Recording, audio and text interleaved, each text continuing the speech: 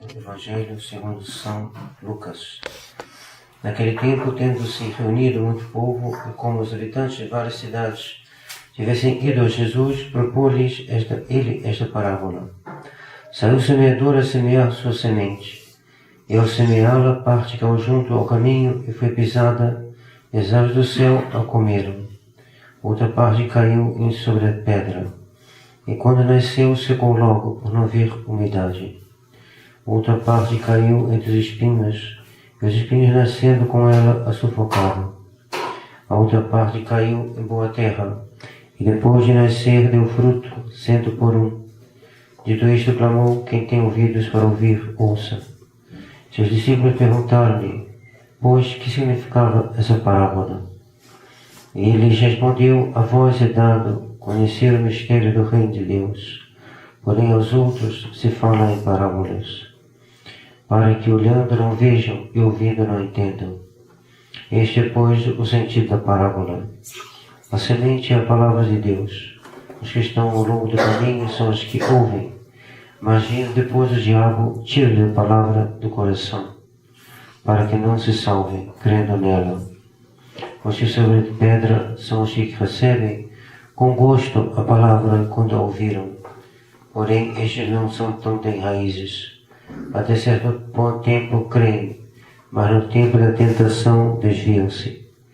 A que caiu entre os espinhos são estes que ouviram, porém indo afogam-se com cuidado as riquezas e deleites da vida, e não dão fruto. A que caiu em boa terra são os que, ouvindo a palavra, guardam-na com um coração bom e perfeito, e dão fruto na paciência. Em nome do Pai, do Filho e do Espírito Santo. Amém. Caríssimos irmãos, a Igreja cerca do extremo respeito à leitura do Evangelho, da Epístola também. Esta é a palavra de Deus, é ela que nos tornou católicos. No início do batismo, o padre pergunta: que pedes à Igreja de Deus? E o padrinho responde pelo afilhado: a fé. Ele pergunta de novo: que te obtém a fé? Responde: a vida eterna. Então, essa palavra de Deus, ela que nos tornou católicos. Ela chegou aos apóstolos, os apóstolos pregaram aos outros, e assim até nós, até chegar aqui na nossa região, na nossa vida, essa palavra foi pregada. E o meu Senhor hoje vai dizer as 3 categorias de pessoas que não deixam que essa palavra dê seus frutos. E todos nós temos, em parte, as mesmas culpas que esses três tipos de pessoa. Mas por uma graça imerecida de Deus, essa palavra não ficou algo alheio à nossa vida. Por isso que a gente está aqui, por isso que a gente confessa, por isso que a gente... Mas nós estamos sempre num certo dilema, porque ora a gente leva a sério a palavra de Deus, ora a gente não leva. Ora a gente age como uma terra boa, ora a gente se fecha a essa palavra de Deus e não damos os frutos que o nosso Senhor exprime no final do Evangelho de hoje. Então vamos primeiro examinar esses 3 tipos de almas, mas antes disso, uma pequena palavra sobre o que é uma parábola. E por que o Senhor disse as palavras tão misteriosas? Porque os apóstolos perguntam a ele por que ele fala em parábolas. Ele diz: a vós é dado conhecer o mistério do reino de Deus, porém aos outros se fala em parábolas, para que olhando não vejam e ouvindo não entendam. Misteriosa palavra. Aos outros é dado só ouvir em parábolas, para que olhando não vejam e ouvindo não entendam. Então tem pessoas que ouvem, mas não entendem. Os protestantes ouvem e não entendem. Eles têm a Bíblia debaixo do braço, mas eles não têm a Bíblia no coração. Eles andam com a Bíblia lendo a Bíblia, mas não entendem a Bíblia. E por que não entendem? Porque eles não querem se submeter ao magistério da igreja. E lá o Senhor diz: a vós, porém, é revelado o reino de Deus. A vós quem? A São Pedro e os apóstolos, ou seja, os bispos, a hierarquia da igreja. É que a igreja entende o significado das parábolas. E por isso que ela ensina, por isso que todo domingo, todo padre tem que ensinar, porque é necessário que a igreja ensine aos fiéis aquilo que Deus lhe revelou. Agora, aqueles que são por orgulho, querem separar da igreja, esses podem ter a comprar a Bíblia, podem ter editá-la, podem ter distribuí-la, mas eles têm a Bíblia, mas não têm o significado da Bíblia. Eles vêm e não, eles têm diante dos olhos e não veem. Eles têm, ou ouvem e não entendem. Isso mostra que o Senhor, Ele dá uma pena àqueles que falam por falta de orgulho, por falta de submissão, não querem se submeter ao que a igreja ensina.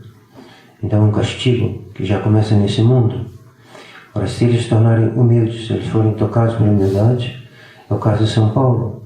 São Paulo, no qual na epístola de hoje descreve todos os seus sofrimentos, ele era também como um protestante. Ele tinha o Antigo Testamento, mas não entendia. Ele então perseguia os cristãos. E Nosso Senhor apareceu para ele e disse: Paulo, Saulo, Saulo, por que me persegues?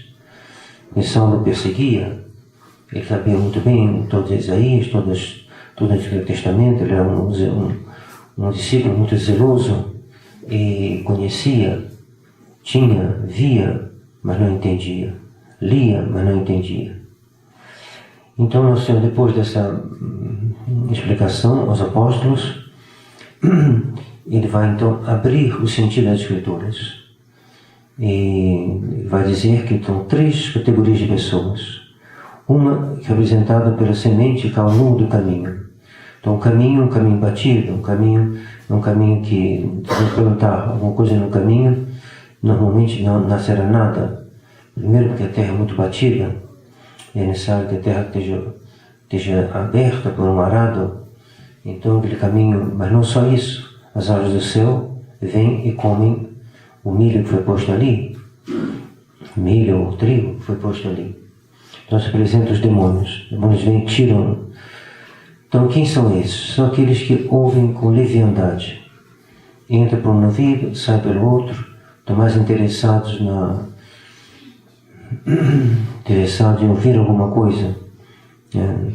São Paulo, quando esteve em Atenas, ele pregou aos atenienses que falaram: outro dia o senhor pode nos falar desses assuntos da ressurreição.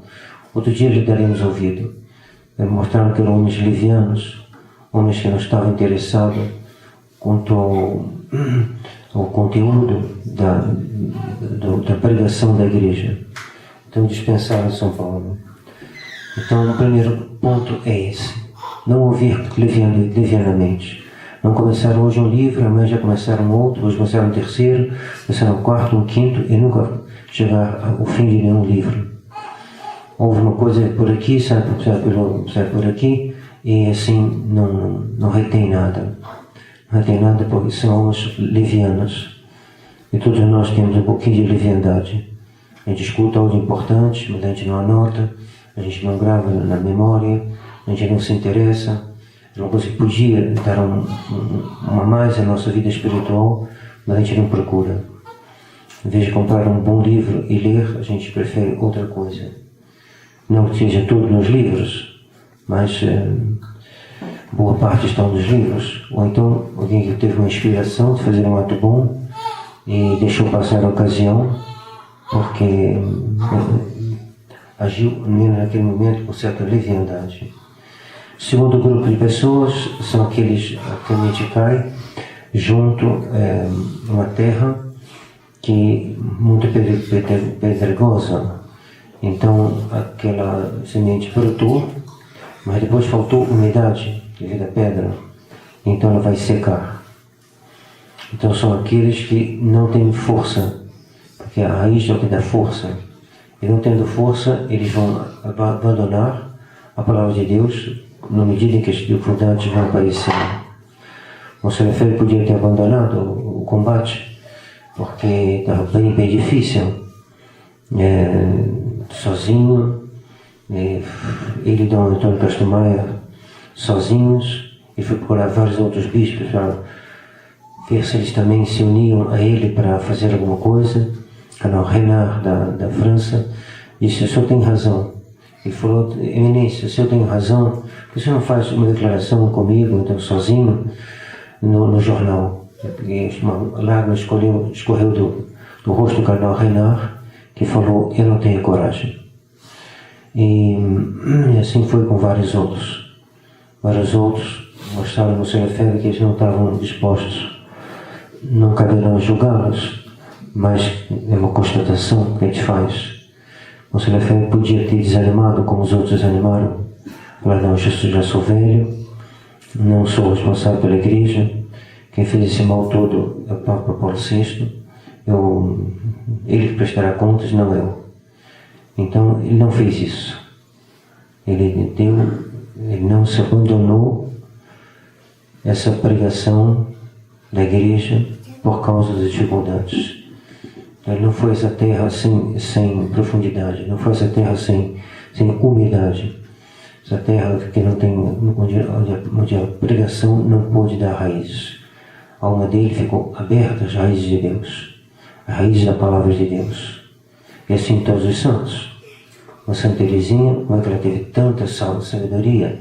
Por quê? Porque ela guardou no seu coração a palavra de Deus. E ali a palavra de Deus encontrou raízes. Ver as dificuldades, ver as doenças, perdeu a mãe aos 4 anos, teve uma doença bem complicada, envolvendo na parte emocional e coisa bem pesada, e ela não abandonou. Não abandonou porque havia raízes da fé, da esperança e da caridade. Então, esse aí é o segundo grupo. Eles creem por um tempo, mas depois, diante das dificuldades, eles abandonam. O terceiro tipo é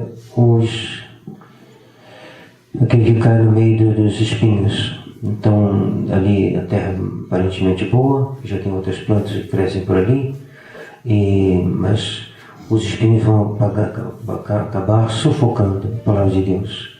E sufocando com o quê? Vamos ler o texto do Evangelho. Sempre bom olhar sempre de perto o termo com que Deus quis que a gente fosse ensinado. Caiu dos espinhos. Esses são aqueles que ouviram, porém indo, afogam-se com cuidados, riquezas e deleites da vida. Afogam-se de tanto se fixar, né? De tanto apostar na sua vida no mundo, né?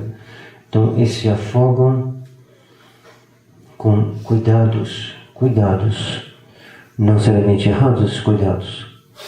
Necessário viver, necessário ter um salário, necessário ter, mas se eu só me ocupo só disso, e no domingo mesmo eu vou me passar o meu domingo inteiro indo atrás de dinheiro, mesmo que seja um dinheiro necessário, eu estou me afogando nesses cuidados. Cuidados, riquezas, uns cuidados. Cuidado pode ser com a roupa, pode ser com a comida, pode ser com um pouquinho a queixa que fez ao Senhor, a Santa Marta. Marta, tu te preocupas com muitas coisas, tu te preocupa com muitos cuidados, um só é necessário. Depois o Senhor indica as riquezas. De fato, o dinheiro é uma preocupação e ele tem uma certa atração, ele atrai muito, porque tendo mais, a gente poderá fazer mais, então a gente fica muito ligado ao dinheiro.